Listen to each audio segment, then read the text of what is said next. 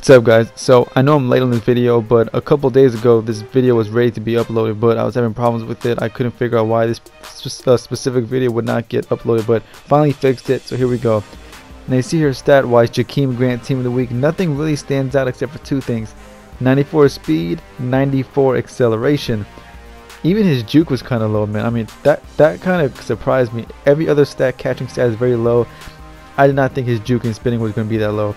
Now, even though his catching stats were fairly low, that does not mean it's impossible for him to come down with these, catches in traffic, these deep balls, or like across the middle and whatnot. Don't get me wrong. Don't lean on this. Don't think like 4th and 11, you're down by 5, and you're gonna throw it deep like this.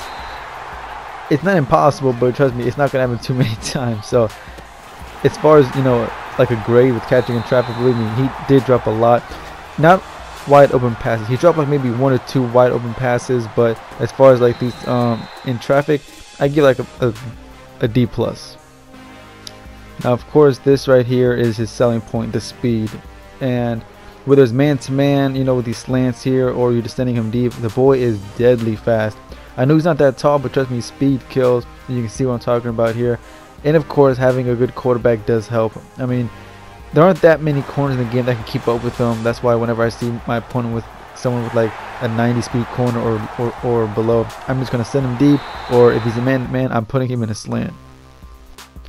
But this right here is definitely the safest route, these little screen plays, because if you throw it deep to him, even if you think the corner is beat, you can still throw a pick, because like I said, his catching stats not that great.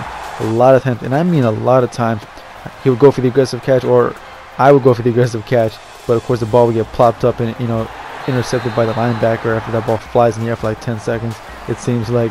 But these little screen plays here, I mean, they're safer. Very tough to throw a pick like this, unless the linebackers are just sitting there and you throw it right to him. That's different. But obviously, don't run these plays too many times. He is obviously a one-trick pony. Just sprinkle these in, like when your opponent at least expects it.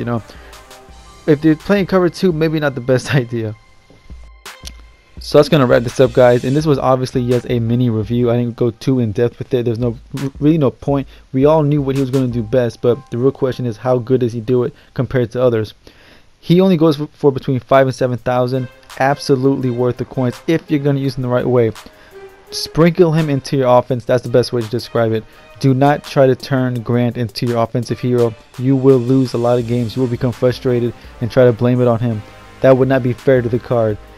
I have him on my team. I'm keeping him on my team. I just won 2 very tough games, and Grant had big plays because I used him at the right times when my opponent least expected it. But anyways, guys, I'll see you boys for the next review. It should be actually playoff Todd Gurley, and I'll see you boys then, man. Peace.